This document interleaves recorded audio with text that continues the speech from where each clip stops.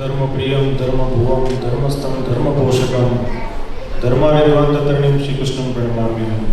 बोलो लक्ष्मीनारायण देवनी श्री हरिकृष्ण महाराजनी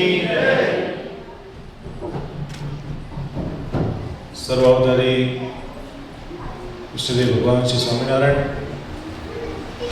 આજે એલવાટામાં આવેલું આપણું આ બેડમિન્ટનમાં શ્રી વડતાલ ધામ બુદ્ધ મંદિર જ્યાં બનવાનું છે એ સ્થાનમાં આજે સુંદર સત્સંગ સભામાં ઉપસ્થિત પરમ પૂજ્ય ધર્મ ધુરંધર 1008 આચાર્ય મહારાજશ્રી તેમજ ઘણા બધા સંતો આવે છે. વડતાલથી ટેમ્પલ બોર્ડના ચેરમેન ડૉક્ટર સંતોલદાસજી સ્વામી આવ્યા છે. ઘણા બધા સંતો ઉપસ્થિત છે. ત્યારે ઉપસ્થિત સર્વે આદરણીય બ્રહ્મનિષ્ઠ સંતો, પરમ પૂજ્ય ગાદીવાલાશ્રી, સાંખ્યોગી બહેનો અને સર્વેવાલા હરિભક્તોને અમારા ભાવથી જય સ્વામિનારાયણ. કેમ છો? શ્રીજી મહારાજની આપણા બધાની પર ઘણી કરુણા રહી છે, ઘણી કૃપા રહી છે કે તેઓ પોતે પોતાના સમકાલીન સમયમાં અક્ષરધામથી આ પૃથ્વી વિશે વધારીને આ દિવ્ય સંપ્રદાયની આ સત્સંગની સ્થાપના આપણને કરીને આપી છે. એમના સમયમાં 500 પરમહંસોની સાથે આખા ગુજરાતનું વિચરણ કર્યું. 6 મોટા મંદિર નિર્માણ કર્યા. જેમાં બિરાજમાન શ્રી લક્ષ્મીનારાયણ દેવ, શ્રી નરનારાયણ દેવ આદિ દેવોની સ્થાપના એમને કરીને આપી. વેદેશ ગાદીની સ્થાપના એમને કરીને આપી. આપણે બધાના જીવનમાં આપણે કેવી રીતના વર્તવું જોઈએ એના માટે સ્વયં શિક્ષાપત્રી આપણને લખીને આપી. પોતાનું એકમાત્ર સ્વરૂપ શ્રી હરિકૃષ્ણ મહારાજ આપણને પધરાવીને આપ્યું. ત્યારે આવો દિવ્ય સંપ્રદાય આ સત્સંગની જ્યારે આપણને ઓળખાણ થઈ છે, માટે આપણે બધા બહુ ભાગ્યશાળી છીએ. હવે આમ જો આપણે વાત કરીએ તો ભગવાનના અવતારો એ ભરતખંડને વિશે થયા છે, ભારતમાં થયા છે. એ પછી મર્યાદા પુરુષોત્તમ રામચંદ્રજી ભગવાન હોય, શ્રી કૃષ્ણ ભગવાન હોય, અથવા દશાવતારમાં વામનજી અવતાર હોય, પરશુરામ અવતાર હોય, શ્રીજી મહારાજના અવતાર હોય, આ બધા અવતારો ભગવાનના ભારતમાં થયા છે. આપણે ભારતથી ઘણા દૂર રહીએ છીએ, તો આજે સત્સંગની પ્રાપ્તિ થવી શું આપણા માટે યોગ્ય છે? આપણે શું અહીંયા રહીને સત્સંગ કરવો જોઈએ? એ પ્રશ્ન આપણા અંદર ઘણા થતો હોય, પણ એનો જવાબ શ્રીજી મહારાજે શિક્ષાપત્રીમાં જ આપણને લખીને આપ્યો છે. શ્રીજી મહારાજે શિક્ષાપત્રીના 113મા શ્લોકમાં કીધું કે તસ્યૈ સર્વદા ભક્તિ કર્તવ્યમનુજૈર ભુવિ નિશ્ચયસ કર્મ કિંચિત તતો નિર્ણિતિ દૃશ્યતા. કે આ પૃથ્વીને વિશે જેટલાય પણ મનુષ્યો છે બધાએ ભગવાન શ્રી કૃષ્ણની ભક્તિ કરી અને તેના થકી જ મોક્ષની પ્રાપ્તિ થાય છે. અને ભક્તિ કરવી તો કેવી કરી? ધર્મની સાથે ભક્તિ કરવી. કારણ કે ધર્મ વગરની ભક્તિ એ કોઈ કામની હોતી નથી. આપણે જો વાત કરીએ ધર્મ વગરની ભક્તિની, તો નિત્ય પ્રત્યે જો આપણે ઉઠીએ અને સીધા મંદિરમાં જઈને પૂજા કરીએ તો શું યોગ્ય છે? કારણ કે અયોગ્ય છે. આપણે આપણો ધર્મ શું શીખવાડે છે? આપણે સૌથી પહેલાં સ્નાન કરવું જોઈએ, પવિત્ર વસ્ત્રો પહેરવા જોઈએ, ત્યારબાદ આપણે સેવા પૂજા કરવી જોઈએ. માટે ધર્મની સાથે ભક્તિ કરવાની વાત શ્રીજી મહારાજે આપણને કીધી છે. માટે આપણે બધાએ અહીંયા વિદેશમાં રહીએ છીએ તેમ છતાં આપણે સત્સંગનો પક્ષ રાખવો જોઈએ. અને સત્સંગનો પક્ષ જ્યારે આપણે રાખીએ છીએ ત્યારે આપણા જીવનમાં બધા કામ સરળ થઈ જતા હોય છે. આપણું અંતઃકરણ બહુ શુદ્ધ થતું હોય છે. એક બહુ સરસ ઉદાહરણ શ્રીજી મહારાજે વચનામૃતમાં આપ્યો છે કે પાંડવો અને કૌરવનું જ્યારે યુદ્ધ ચાલતું હતું ત્યારે સામે 2 જણા ઊભા હતા. બંને લોકો, બધાની પાસે હથિયાર હતા. કોઈની પાસે તલવાર હતી, બંદૂક હતી, તોપ હતી. અને યુદ્ધમાં ઘણાના હાથ કપાણા, ઘણાના પગ કપાણા, ઘણાના કચરઘા નીકળી ગયા. એવી રીતના આપણા અંદર પણ, આપણા મનમાં કાયમ સત્સંગ અને કુસંગ આ બંને જણા યુદ્ધ કરતા હોય છે. અમુક જે સત્સંગના કાર્ય હોય ત્યારે આપણું મન એવું કહેતું કે આપણે કરવું જોઈએ. ઘણી વાર આપણું મન એવું કહેવું હતું કે આપણે સત્સંગ થોડે દૂર રહીએ, શું કામ છે અહીંયા જઈએ? મંદિર બન્યું છે, દર રવિવારે થોડી જવાય આપણાથી. એ તો અઠવાડિયામાં, મહિનામાં એકવાર આપણે જઈશું. માટે આવા પ્રશ્નો, આવા ઉત્તરો આપણા મનમાં કાયમ ચાલતા હોય છે.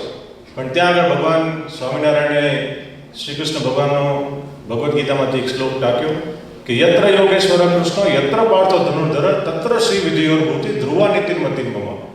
કે જ્યાં આગળ યોગેશ્વર એમાં ભગવાન શ્રી કૃષ્ણ છે, જ્યાં આગળ આ પૃથ્વીના સૌથી શ્રેષ્ઠ ધનુર્ધરી એવા અર્જુન છે, ત્યાં જ લક્ષ્મી છે, ત્યાં જ વિજય છે, ત્યાં જ ધર્મ છે અને ત્યાં જ યશ છે. માટે કહેવાનું તાત્પર્ય, આપણે આપણા દેશથી એટલા દૂર રહીએ છીએ તેમ છતાંય આપણે આપણો સત્સંગ જાળવીને રાખવો જોઈએ. શ્રીજી મહારાજે સંપ્રદાયની સ્થાપના આપણા માટે કરીને આપી છે, આપણા કલ્યાણ માટે કરીને આપી છે, આપણા જીવનું હિત થાય એના માટે કરીને આપી છે. માટે અહીંયા રહીને પણ જ્યારે સત્સંગની આપણને પ્રાપ્તિ થઈ હોય ત્યારે મૂળ સંપ્રદાય શ્રીજી મહારાજના જે મૂળ સિદ્ધાંતો છે એની સાથે આપણે બની રહેવું એ આપણું કર્તવ્ય છે. આજે બહુ આનંદ થાય છે અહીંયા એડમન્ટન ખાતે આવીને. આમ તો પ્રથમ વખત અમે અહીંયા આવ્યા છીએ. હમણાં અહીંયા આવતા પહેલાં કેલ્ગરીથી અમે આવતા હતા ત્યારે અમને યુવાનો બેંક નેશનલ પાર્ક છે ત્યાં આગળ લઈ ગયા હતા. હવે ત્યાં આગળ આપણે જઈએ ઘણું બધું જોવા જેવું ઘણું બધું છે. માઉન્ટેન્સ છે, આ છે, તે છે, જોવા માટે ઘણી બધી વસ્તુઓ છે. પણ એ સ્થાનમાં આપણને આપણું ના લાગે. પણ આજે જ્યારે અમે આ સ્થાનમાં આવ્યા આપસરે ભક્તોની વચ્ચે અંદર અમને સહેજે સહેજે આ આપણું સ્થાન છે ને એવું અમને લાગ્યું છે. કારણ કે તમે બધા ભક્તો વડતાલના ભક્તો છો. તમે બધા ભક્તોએ શ્રીજી મહારાજે જે આપણને આજ્ઞા આપી છે એ નિષ્ઠાની સાથે તમે બધા ભક્તો અહીંયા રહ્યા છો. માટે અહીંયા સહેજે સહેજે આપણું આપણને અહીંયા લાગે છે. અને અમે વડતાલવાસી શ્રી લક્ષ્મીનારાયણ દેવ શ્રી હરિકૃષ્ણ મહારાજના ચરણોમાં પ્રાર્થના કરીએ કે એડમન્ટન ખાતે વહેલામાં વહેલી તકે આજે પરમિશનમાં જે વસ્તુ અટક્યું છે વહેલામાં વહેલી તકે ક્લિયર થાય અને આપણું સુંદર મજાનું અહીંયા વડતાલ ધામનું નિર્માણ થાય એવી આજે અમે વડતાલવાસી શ્રી લક્ષ્મીનારાયણ દેવ હરિકૃષ્ણ મહારાજના ચરણોમાં પ્રાર્થના કરીએ છીએ.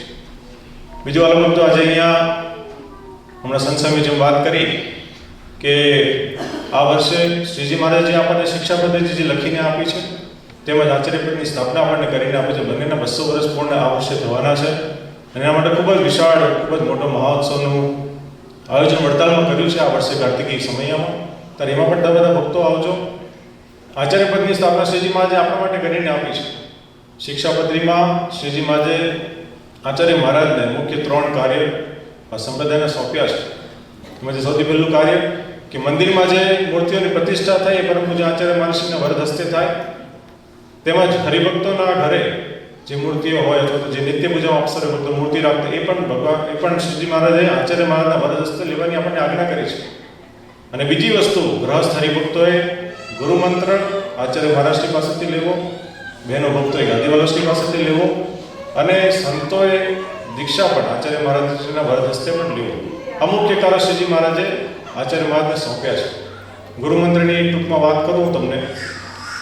આપણે આપણા જીવનમાં કોઈને જ્યારે કોઈ ઓર્ડર આપીએ છીએ તો ઇઝીલી ફોલો થાય છે. હમણાં જેમ કે આપણે કોઈને કહીએ કે આ લાઇટ બહુ બ્રાઇટ છે, લાઇટ બંધ કરો ને, તો એક જ સેકન્ડમાં સ્વિચ બંધ થઈ જશે. હવે આપણે સાધારણ વ્યક્તિ છીએ, સાધારણ મનુષ્ય છીએ, સાધારણ જીવ છીએ. તેમ છતાંય આપણા ખાલી શબ્દના કહેવાથી કોઈ કાર્ય થતું હોય તો વિચાર કરો.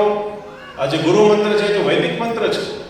સદગુરુ રામાનંદ સ્વામીને સ્વપ્નમાં રામાનુજાચાર્ય આપેલો મંત્ર છે. એ જ મંત્રની પરંપરા એ શ્રીજી મહારાજે આચાર્ય મહારાજને આપેલી છે. પરંપરાગત વર્ષોથી ઘણા બધા હરિભક્તો ગુરુમંત્ર લે છે. માટે કહેવાનો તાત્પર્ય આપણે જ્યારે કોઈ સાધારણ વસ્તુ કહીએ એ ફોલો થતી હોય તો વૈદિક મંત્ર છે. માટે શ્રીજી મહારાજે કીધું ગુરુમંત્રની પ્રાપ્તિથી સહેજે સહેજે કલ્યાણની પ્રાપ્તિ થાય છે. આજે બહુ કહેતા આનંદ થાય કે આજે ભાઈઓ તેમજ બહેનો બંને માટે બહુ સારો દિવસ છે, શુભ અવસર છે કે આજે અહીંયા પરમ પૂજ્ય આચાર્ય મહર્ષિ તેમજ ગાદીવાલાશ્રી અહીંયા ઉપસ્થિત છે. માટે જેમને ગુરુમંત્ર ના લીધો તે આજે લઈ શકે છે. ત્યારે ચોક્કસ આપ વાત ધ્યાનમાં રાખજો. ખૂબ જ આનંદ છે આજે અહીંયા આવીને. બસ વડતાલવાસી શ્રી લક્ષ્મીનારાયણ દેવ શ્રી હરિકૃષ્ણ મહારાજના ચરણોમાં પ્રાર્થના કરી કે કાયમ આ એડમન્ટન સત્સંગ સમાજની ઉપર ભગવાનની વિશેષ કૃપા વરસતી રહે. આપ સર્વ ભક્તોની અંદર મૂળ સંપ્રદાય પ્રત્યે, આપણા દેવ પ્રત્યે, આપણો સોલંકી સંપ્રદાય છે તમામની પ્રત્યે આપણી શ્રદ્ધા અને નિષ્ઠા કાયમ દિન પ્રતિદિન વધતી રહે અને આપ સર્વ ભક્તોનું ભગવાન ખૂબ મંગળ વિસ્તારે એ પ્રાર્થના સાથે મારા ભાવથી જય સ્વામિનારાયણ.